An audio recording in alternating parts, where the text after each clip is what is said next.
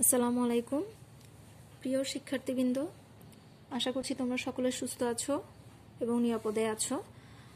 হাজারীবাগ বিশ্ববিদ্যালয় কলেজে অনলাইন ক্লাসে তোমাদের সকলকে স্বাগত জানাচ্ছি। আমি বেগম শাহজাদি, প্রভাষক, হিসাব বিজ্ঞান বিভাগ, হাজারীবাগ বিশ্ববিদ্যালয় কলেজ, চাঁদগাঁও, চট্টগ্রাম।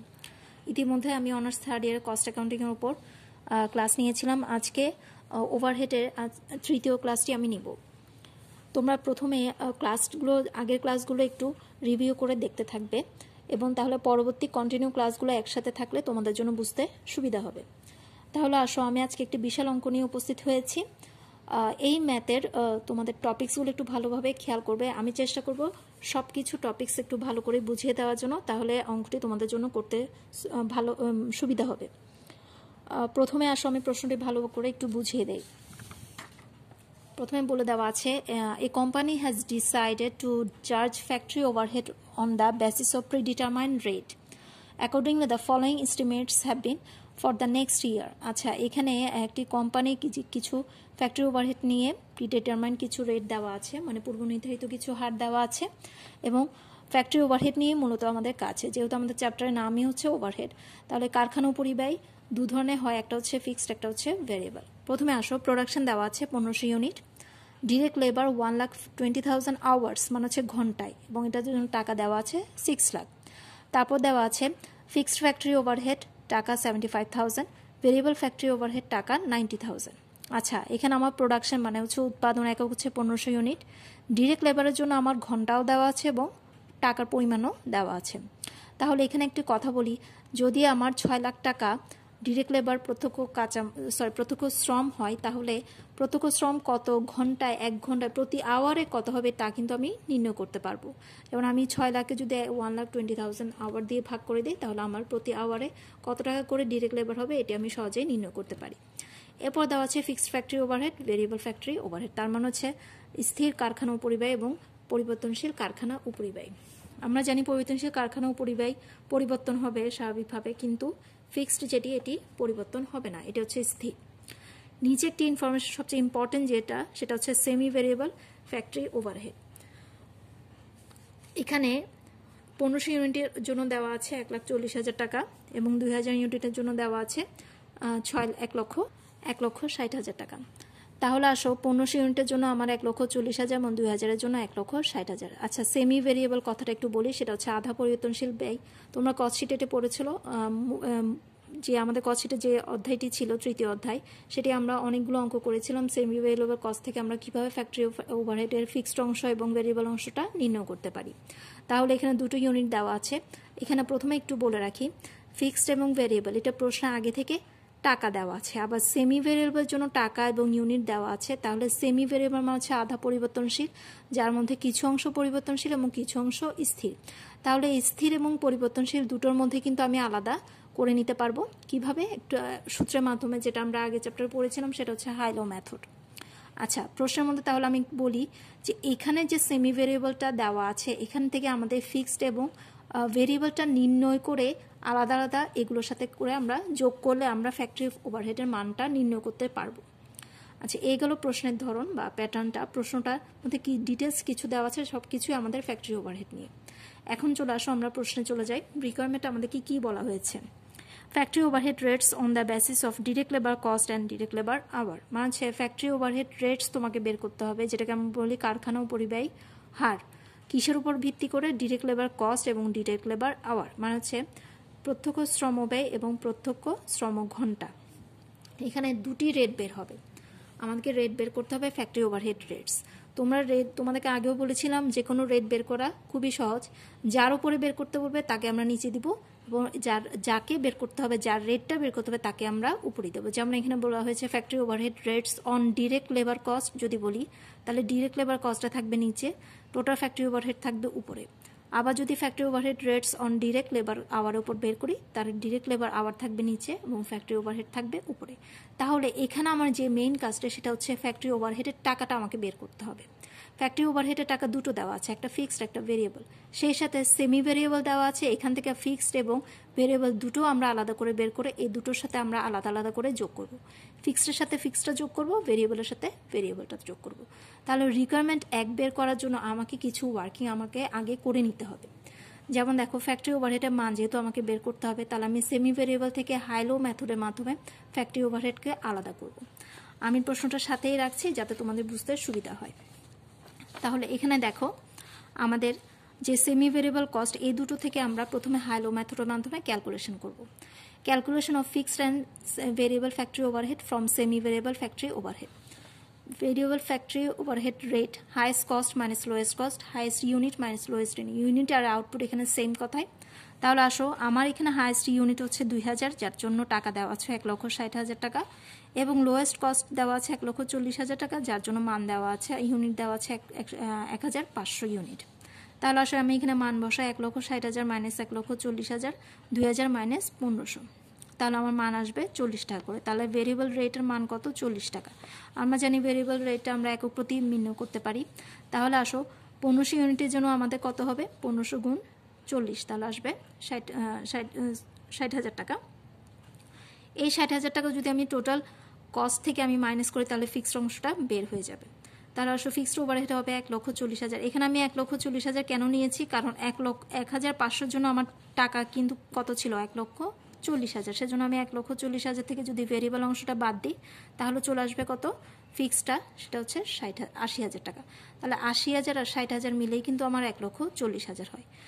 তোমরা চাইলে এখান থেকে 2000 ইউনিট দিয়েও করতে পারো, 1500 ইউনিট দিয়েও করতে পারো। যেটা দিয়ে করো আমাদের ফিক্সড কিন্তু সবসময় কত আসবে? 80,000।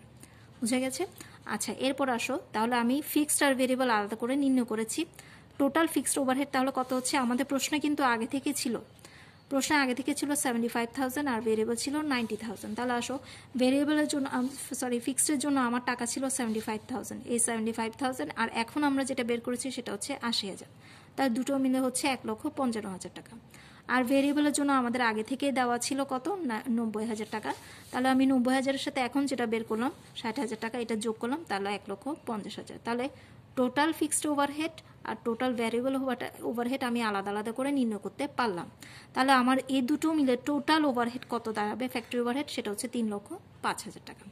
তাহলে এখন আসো, আমাকে রিকোয়ারমেন্টে যেটা বলা হয়েছে factory overhead rates on the basis of direct labour cost. তাহলে আমি ফ্যাক্টরি ওভারহেড কিন্তু টোটালটা বের করেছি, এই 3,05,000 টাকা। তাহলে আমি এখন দুটো রেটই কিন্তু নির্ণয় করতে পারবো। তাহলে আসো, আমি যদি রেট নির্ণয় করি, রিকোয়ারমেন্ট 1-এ factory overhead rates on the basis of direct labour cost. তাহলে আমার ফ্যাক্টরি ওভারহেড বের হলো 3,05,000 টাকা, আমি লিখলাম।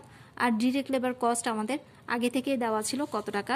এই যে 6 লক্ষ টাকা প্রশ্নের মধ্যে, 6 লক্ষ টাকা। তাহলে আমি যার উপরে বের করবো অন ডিরেক্ট লেবার কস্ট, মানে আমাকে অন ডিরেক্ট লেবার কস্ট যেহেতু বলা আছে, এই ডিরেক্ট লেবার কস্ট আমরা নিচে দিব 6 লক্ষ টাকা। আর আমরা এই মুহূর্তে যে ফ্যাক্টরি ওভারহেডটা নির্ণয় করলাম 3,05,000 গুণ 100, তাহলে আমার মান বের হলো 50.83%।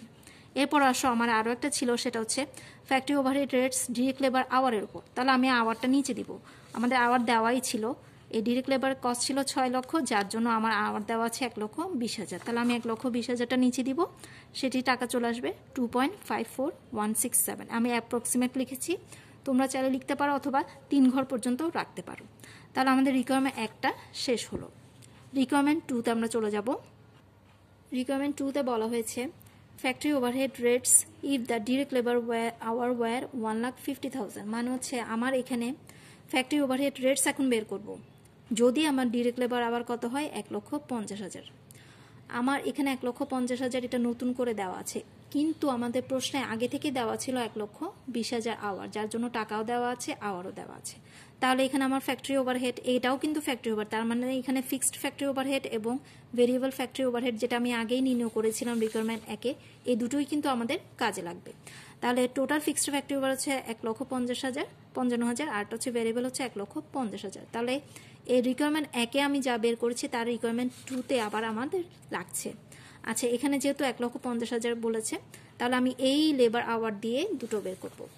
এখানে দেখো আমি লিখে দিয়েছি টোটাল ফ্যাক্টরি ভেরিয়েবল ওভারহেড 1,50,000, যেটা আমরা কোথায় পেয়েছিলাম? রিকোয়ারমেন্ট 1-এ।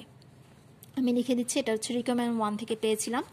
তাহলে আসো, ভেরিয়েবল ফ্যাক্টরি ওভারহেড ফর 1,50,000, তাহলে আমাদের 1,50,000 ছিল ভেরিয়েবল ওভারহেড। এটা কত ইউনিটের জন্য? 1,20,000 ইউনিট। আমাদের প্রশ্নে কিন্তু বলে দেওয়া আছে 1,20,000 আওয়ার। তাহলে আসো আমি যদি বলি 1,20,000-এর জন্য হয় 1,50,000 টাকা, তাহলে একের জন্য কত আর 1,50,000 ঘন্টার জন্য কত, ওই কি নিয়মে যদি করি তাহলে 1,50,000 ভেরিয়েবল ওভারহেডের টাকা, আর নিচে হচ্ছে যেহেতু এটা আমাদের 1,20,000-এর জন্য ছিল এটা নিচে দিলাম, আর আমার আবার যেটা নতুন করে দিয়েছিলাম সেটা হচ্ছে 1,50,000। তাহলে আমার টোটাল টাকা বের হচ্ছে 1,87,500। এরপর আসো ভেরিয়েবলটা শেষ, এরপর আসছে আমাদের ফিক্সড ওভারহেড, যেটা ফ্যাক্টরি ওভারহেড আমরা নির্ণয় করেছিলাম 1,55,000। আমরা জানি ফিক্সড ফ্যাক্টরি ওভারহেড চেঞ্জ হয় না, যেহেতু আমরা যেটা বের করেছিলাম রিকোয়ারমেন্ট 1-এ এটাই আমরা লিখে রাখবো, এটাও হচ্ছে রিকোয়ারমেন্ট 1 থেকে। তাহলে আসো এই দুটো যোগ করলে আমরা টোটাল পেলাম কত, 3,42,500। আচ্ছা, এটা গেল 1,50,000 ঘন্টার জন্য। এরপর আসো direct labour cost for 1,50,000 hours. এখানে তোমরা বলতে পারো যে আমি এতটুকু বের করার পর এটি কেন আবার করব, মানে আওয়ারের জন্য কেন করব।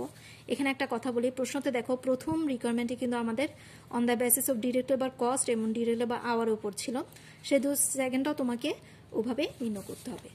তাহলে আসো ডিরেক্ট লেবার কস্ট ফর 1,50,000-এর জন্য, যেহেতু আমাদের প্রশ্নে ছিল 1,20,000-এর জন্য কত টাকা, 6 লাখ। তাহলে আমি যদি বলি 6 লাখের জন্য 6 লাখ হয়, সরি 1,20,000-এর জন্য হয় 6 লাখ, তাহলে 1,50,000-এর জন্য কত হয়, 6 লাখকে আমরা 1,20,000 দিয়ে ভাগ করবো ইন্টু 1,50,000 আওয়ার, তাহলে কত বের হবে, 7,50,000। তাহলে এটি হলো আমাদের ওয়ার্কিং। রিকোয়ারমেন্ট 2 এর জন্য আমরা এই দুটো ওয়ার্কিং করব।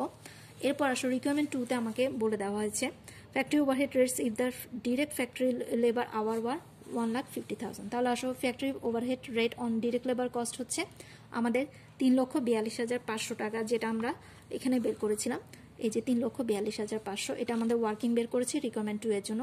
এটাকে আমরা 7,50,000 দিয়ে ভাগ করব ইন্টু 100। 7,50,000 টাকা আমাদের কোত্থেকে এসেছে, আমরা আগেই বলেছিলাম যে আমাদের প্রশ্নের মধ্যে দেওয়া ছিল, এই দেখো ফিক্সড ফ্যাক্টরি ওভারহেড দেওয়া আছে 7,50,000। এই 7,50,000-কে আমরা দিয়েছি fixed factory overhead rate on direct labour cost, যার উপর বলা হবে তাকে আমরা নিচে দিব, আর যার টাকাটা আমরা বের করব সেটা হচ্ছে উপরে। 3,42,500-কে 7,50,000 দিয়ে ভাগ করলে আসবে 45.67। এরপর আসো factory overhead rate per hour, তাহলে 3,42,500 এই টোটাল আমাদের ফ্যাক্টরি ওভারহেড, যেটা ফিক্সড আর ভেরিয়েবল সহ, আর আমাদের ঘন্টা হচ্ছে 1,50,000, তাহলে প্রতি আওয়ারের জন্য আমার আসবে 2.2833। এটি হলো আমাদের 2 নম্বর রিকোয়ারমেন্টের কাজ। এখন আসো আমরা বের করব 3 নম্বর রিকোয়ারমেন্টে cost per unit of production if the direct material cost was taka 315 per unit. মানে হচ্ছে কস্ট পার ইউনিট তোমাকে বের করতে বলেছে অফ প্রোডাকশন, উৎপাদনের একক প্রতি ব্যয়, যদি আমার প্রত্যক্ষ শ্রম ব্যয়, প্রত্যক্ষ কাঁচামাল ব্যয় মানে ডিরেক্ট ম্যাটেরিয়াল কস্ট হচ্ছে 315 টাকা পার ইউনিট। এখানে একটা ইম্পর্টেন্ট কথা, সেটা হচ্ছে ইউনিট। এখন কিন্তু আমি আর কোনো আওয়ার নিয়ে কাজ করব না বা ঘন্টা নিয়ে কাজ করব না, এখন আমাকে যেটা করতে হবে সেটা হচ্ছে প্রতি একক ব্যয় নিয়ে আমরা কাজ করব। তাহলে এখানে আসো তোমাকে প্রত্যক্ষ কাঁচামালের ব্যয় বলে দেওয়া আছে 315 টাকা। যদি 315 টাকা হয় তাহলে আমার একক প্রতি ব্যয় কত। এখানে যে ইম্পর্টেন্ট কাজটা করতে হবে সেটা হচ্ছে কস্ট শিটটা তোমাকে একটু রিমাইন্ড করতে হবে। আমি এখানে লিখে দিচ্ছি কস্ট শিট, মানে হচ্ছে কস্ট শিটে আমরা যেভাবে prime cost, variable, factory overhead যেভাবে টোটাল কস্টটা বের করতাম সেভাবে আমরা বের করব। তাহলে রিকোয়ারমেন্ট 3-এর জন্য আমাকে দেখো কস্ট শিটের যে প্যাটার্নটা ছিল তার মধ্যে একটু রিমাইন্ড করতে হবে। এখানে একটু বলে রাখি, এখানে পার ইউনিট যেহেতু বলেছে তোমাকে প্রশ্নে দেখতে হবে ইউনিট আমার কোথায় দেওয়া ছিল। প্রথমেই কিন্তু দেওয়া ছিল প্রোডাকশন 1,500 ইউনিট, তাহলে ডিরেক্ট লেবারের জন্য টাকা দেওয়া আছে 6 লাখ, এটি কিন্তু আওয়ার। আর আমি যদি ডিরেক্ট লেবার পার ইউনিট কস্টে বের করতে চাই তাহলে কিন্তু 6 লাখকে আমাকে 1500 একক দিয়ে ভাগ করতে হবে, যেহেতু আমাকে এখানে ইউনিটের কাজ, প্রতি একক ব্যয় যেহেতু বের করতে হবে সেহেতু আমাকে ইউনিটটা সবচেয়ে বেশি গুরুত্বপূর্ণ একটি অংশ। তাহলে আসলে রিকোয়ারমেন্ট 3-তে আমি চলে যাচ্ছি। 3-এর মধ্যে দেখো প্রথমে আমাকে যেটা করতে হবে সেটা হচ্ছে ডিরেক্ট ম্যাটেরিয়াল কস্ট পার, মানে কস্ট শিটটা একটু রিমাইন্ড করতে হবে। প্রথমে আসো এখানে আমি একটা ওয়ার্কিং করেছি, সেটা হচ্ছে hours required to producing 1 unit, মানে হচ্ছে 1 ইউনিটের জন্য আমার কত টাকা দরকার হবে, কত ঘন্টা দরকার হবে। আমার এখানে যে 1,20,000 ইউনিট আওয়ার দেওয়া ছিল সেটা হচ্ছে 1,20,000 আওয়ার, সেটা হচ্ছে ডিরেক্ট লেবারের জন্য শ্রম ঘন্টার জন্য, আর ইউনিট দেওয়া ছিল 1500 ইউনিট। তাহলে আসো আমি উইকিং নিয়মে স্বাভাবিকভাবে করতে পারি, 1,20,000 জন্য আমার ইউনিট দরকার হয় 1500 ইউনিটের জন্য 1,20,000 আওয়ার দরকার হচ্ছে, তাহলে একের জন্য কত 80 ঘন্টা।